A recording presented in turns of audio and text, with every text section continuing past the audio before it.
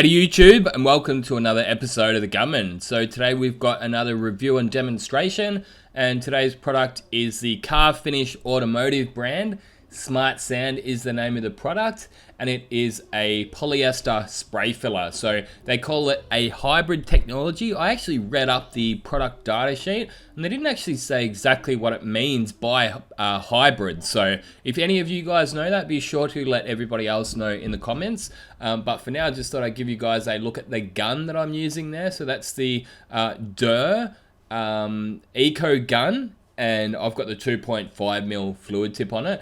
When I was reading that data sheet, it was actually saying that you can use a 2mm, but personally I would not recommend it. The viscosity of this is quite thick, so I do recommend a 2.5, even a 3mm. If you can get your hands on a 3mm, no dramas at all. That's what I would do. So as you can see, I have actually used a few other Car Finish Automotive products here, and they have all been very good quality products. I do specifically like that fiberglass filler, and body fillers are just fine as well. So yeah, all in all, I'm a big fan of this stuff. But hey, hang around for a few more minutes and I'll show you guys me applying it, and even the kind of film thicknesses that we've got, because I've actually got a micrometer now which will tell you the paint thickness gauge, also known as. And if you hang around to the very end of the video, I'll actually show you guys myself spraying a different brand of polyester spray filler as well. So yeah, the first thing is stir, because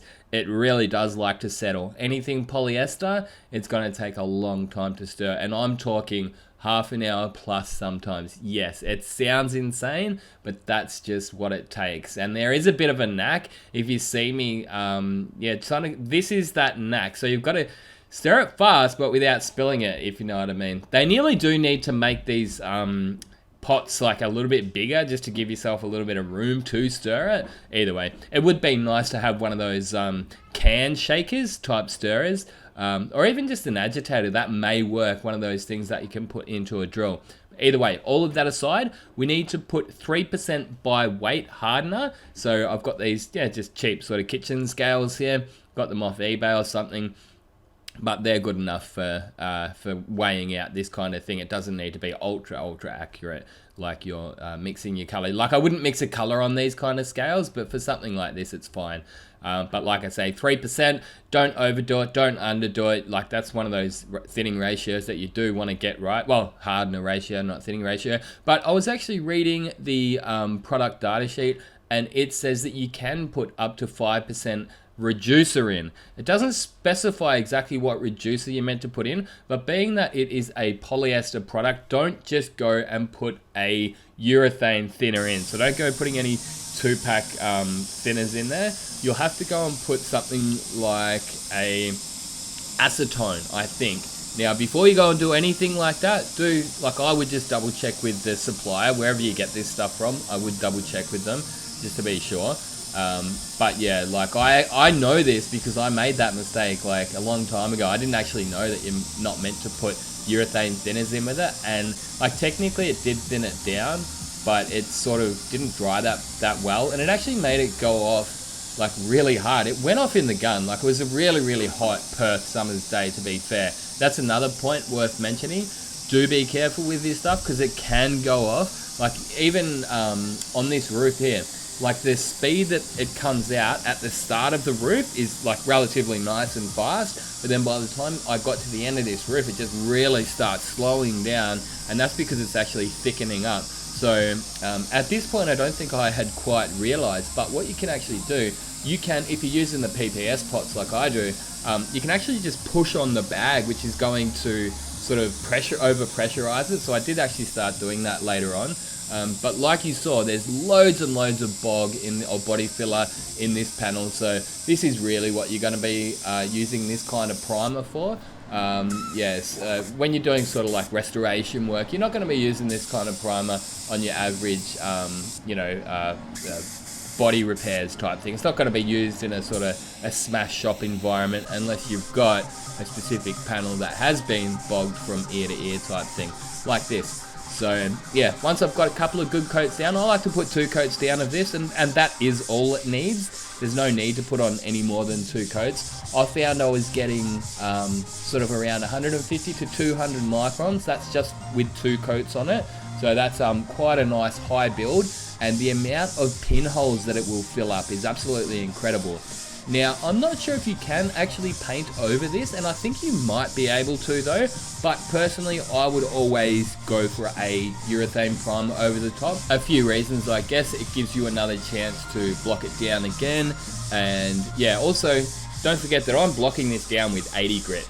Now, some people may disagree with that, but I've found 120 just doesn't quite cut it. So yeah, there you go. There's 200 microns on the front bit there, and around here, yeah, 276. So, but to be fair, some of those spots where it's a bit higher, that may be because there's some body filler under there, so that might not be 100% accurate. I think it's more the 150 to sort of 200 range of if you're talking about just that polyester spray filler, and yeah, that's good. Like, that's really good. So considering most factory paint jobs, you're talking e-coat, primer, base coat color, and clear coat, they're around 100 microns. So 90 to sort of 100 microns is a standard factory paint job. So I'm getting like double that, if not more, just in 2 coats of polyester spray filler. So once I get that down, what you see me spraying here is actually primer surfacer. So again, it's a quartz brand, so that's a very good quality brand. I quite like it, and I've shaded it to be a good ground color for the color that I'm painting the car. So I'm painting the car orange, so the white is to suit.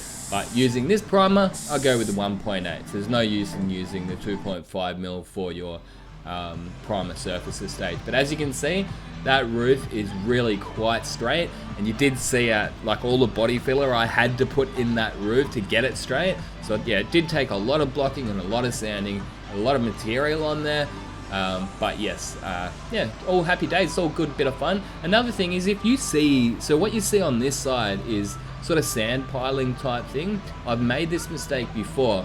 I've tried to fill it in, right? So resist that temptation. Like you can sand out that sand piling very easy, but that's something that can happen on a really hot day with your urethane primers, because your overspray will land on the part that you have not painted, and then it will dry before you go over it.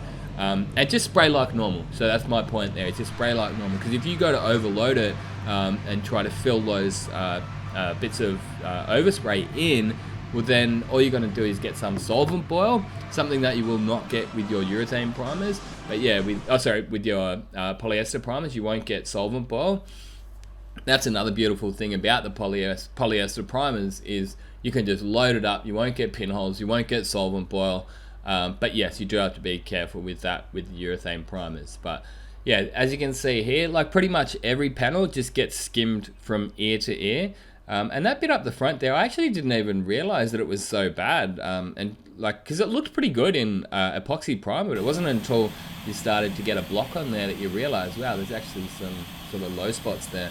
I actually messed up that line up the front there, so I had to give it a bit of a rework.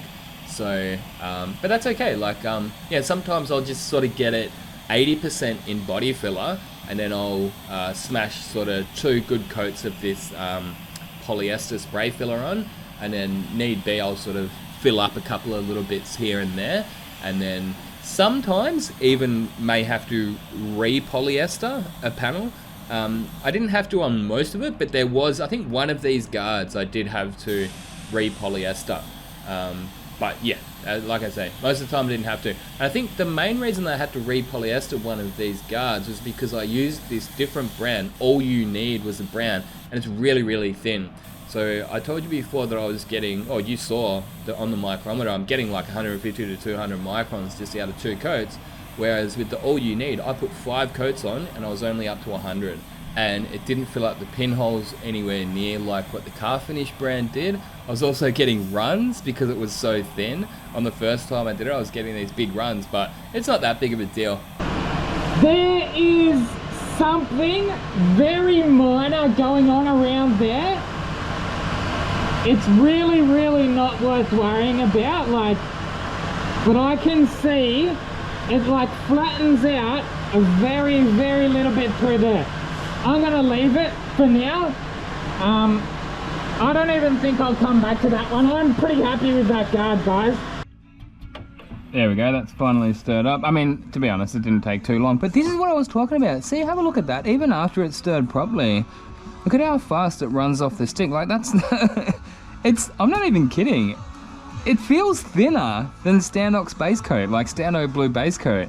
That'd take a few minutes to run off the stick on Stando Blue. Like, for a product that's such high solid content, like 86% solid content, it's just a bizarre mixture and bizarrely thin. That's why it actually doesn't claim to be a polyester spray filler. It says polyester primer surfacer. So yeah, perhaps for people that are better at doing their filler work than people like me.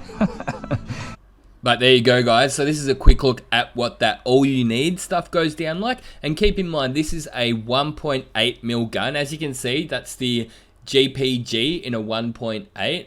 Now, as you can see, like one coat and it's still not even covered. So that's the massive difference I'm talking about from the Car Finish brand. So look, at the end of the day, like, you can definitely make this all you need work, but for me, I reckon you get more bang for your buck out of the Car Finish branded stuff, because it's just so much thicker. 2 coats or even sort of like 1.5 coats, and you're pretty much, you know, you're going to have 150 to 200 microns. Whereas, like I said, I did this guard here, and the first time I did it, I tested it, and it was 100 microns after 5 coats. So yeah, I was actually also getting runs, and some of the pinholes didn't fill up. That was the first time, but as you can see here, after the second attempt, it's really looking really straight. After that, I, of course, did give it some urethane primer to be able to paint over. But you can actually paint over this one too. So just, yeah, keep that in mind. They call it all you need. So, yeah, that's what they say in a perfect world. Like, I wouldn't have had to have put my urethane primer over the top. But I did need to, of course, if for no other reason, just for the color. One thing I've noticed about people in the restoration game, whatever they don't use is shit. So I personally, I don't really have that much of a dog in this fight. Like, I really don't care what you use, but if you're going to be doing an old car, if you're going to be restoring an old car, find a polyester spray filler. Sure, get out there, do some research, find what other people think is good and bad and what works and what doesn't work. But at the end of the day, as long as you're using a polyester spray filler, you're probably going to be doing pretty well. Yeah, you're kidding yourself if you think you're going to get an old car straight with urethane primer only. But again, thanks to Spray Guns Direct for sending all these products out for purpose of review. Be sure to go and check them out and let them know I sent you. When you're buying anything from them, just keep in mind that you can tell them that the Gunman sent you, and they will throw in a free spray gun cleaning kit. It's got some cool little things in there, like Teflon tape, but yeah, they're definitely all top of the line products, and they get 2 big thumbs up from me. Hope you've enjoyed watching this video, and we'll continue on with the Tirana restoration series. I'm getting back on the edit, and yeah, it's actually a lot further along than all the footage that you have been seeing, but I've got a bit of a backlog of footage to get through, so hopefully you guys have been enjoying it. Until next time, get out there and paint some shit. Gunman out. I'd like to say a big thanks to everyone for watching, and if you'd like to support the channel further, you're more than welcome to go over and check out some of the merchandise we've got. My personal favourite is those spray suits, so they're a good quality Colad branded spray suit with the Gunman logo on it. There's also hats, drink coolers, hoodies and t-shirts, so be sure to go over and check out the link in the description if you are interested.